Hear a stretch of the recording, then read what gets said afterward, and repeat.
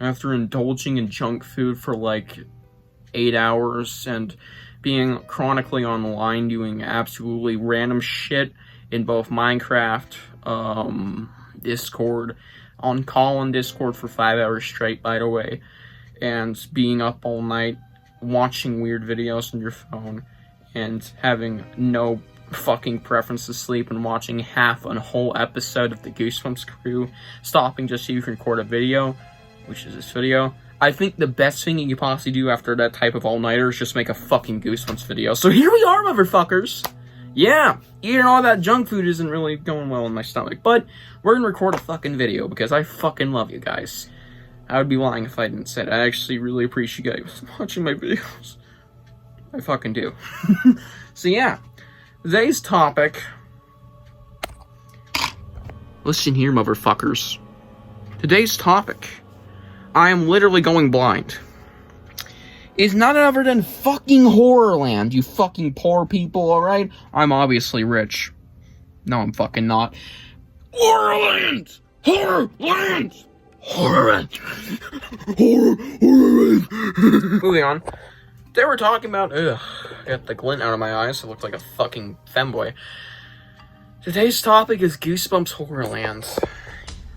Motherfuckers. Specifically, reversing the arcs of HorrorLand. Arc 1 and Arc 2, which one's the better arc? Plain and fucking simple. I think I really went blind there. My eyes are fucking... Ugh.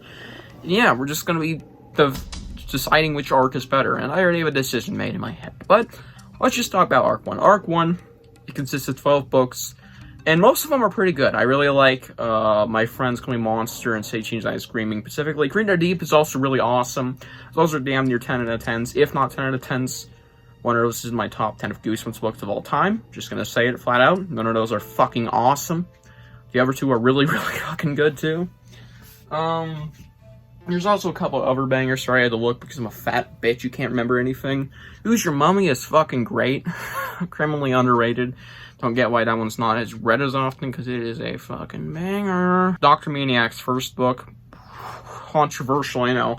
Fucking awesome. It's actually really good. I don't get the fucking hate, pricks. I think pretty much the whole arc is pretty good. It has some good books. There's only one flop, which is Revenge of the Living Dummy, and I remember liking that one. It's just like, rethinking about the story and everything, it's not sounding good, and people were, somebody told me recently it's ass.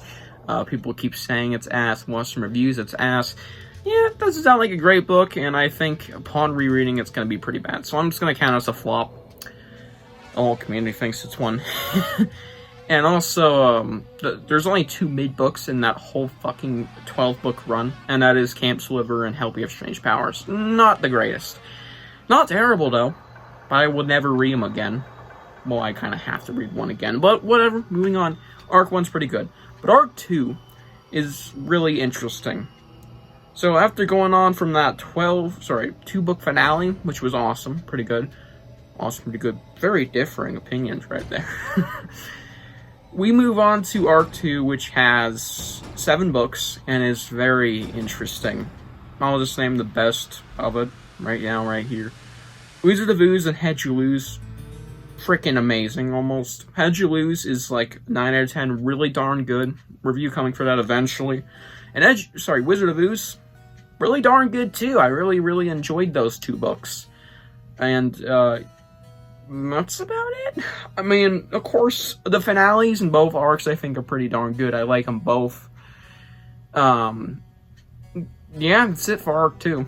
So, with that in mind, both arcs have their flops, and you'll notice how I didn't mention Arc 2's flops before moving on.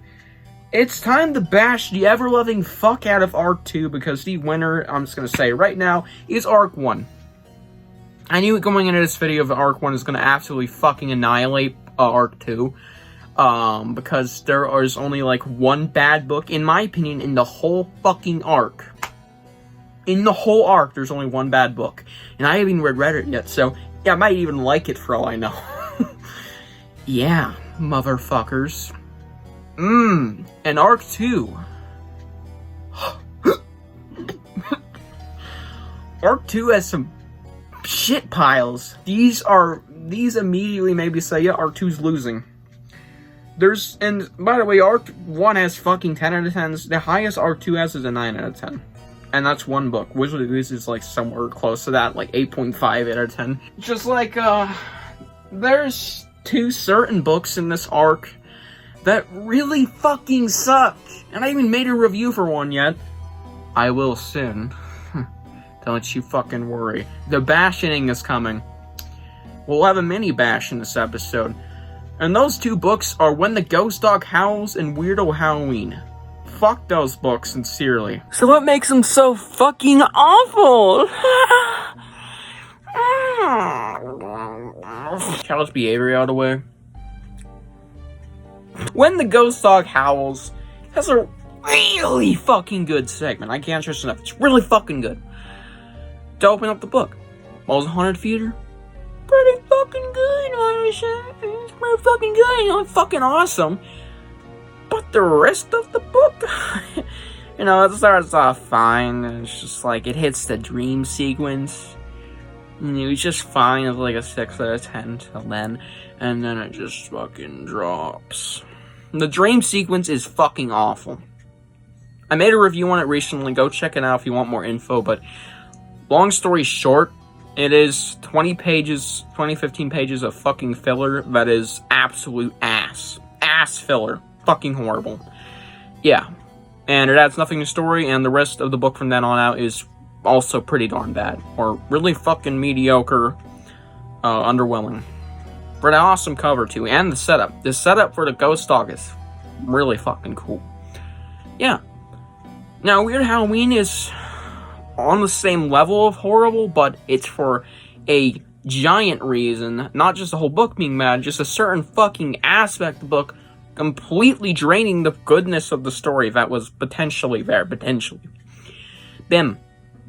Weird Halloween. Forgettable ass opening. Oh, and in Horrorland at the Jonathan Chiller shop, whatever. Forgettable. I barely even fucking remember it. Moving on from there, the main storyline with the frog toy, whatever. When Ben comes in, I thought he could be a cool fucking little character, and I thought he was, pretty neat. Yeah, that was the worst fucking thought I've ever had, and I completely regret it, because Bim is the worst fucking character, deadass, in almost all of Goosebumps. Just to put it short, Bim is a gross little alien that's basically Slappy from another planet. He makes these humans their slaves. He has Bim tracking, which is the most cringed line in the entire book. And he vomits up shit. He likes back rubs, and his fucking skin is like fucking tar. It's greasy as shit, and it's fucking horrible. He vomits a lot. He has the worst voice. He sounds like fucking SpongeBob. And he's also a ripoff of Invader Zim, which is a popular cartoon character, voiced by the same guy who voiced Moxie in Hell of a Boss. Just random fucking shit in my mouth now. What the fuck? Why? Just why? It's just like fucking a nightmare. And then not a good one, not like the good ones, that's why we read Goosebumps, so you like that scary shit. This is the wrong type of nightmare. This is the nightmare horror fans are scared of having, because it's just fucking cringe. It's horrible, disgusting, vomit porn cringe. For 100 fucking pages, maybe 90, I don't fucking know, it's still terrible. And the story is bad. The only redeeming quality about it is that it's Halloween-y. I love Halloween-y. It's just fucking Bim. The whole story is just Bim being a fucking tard. Yeah.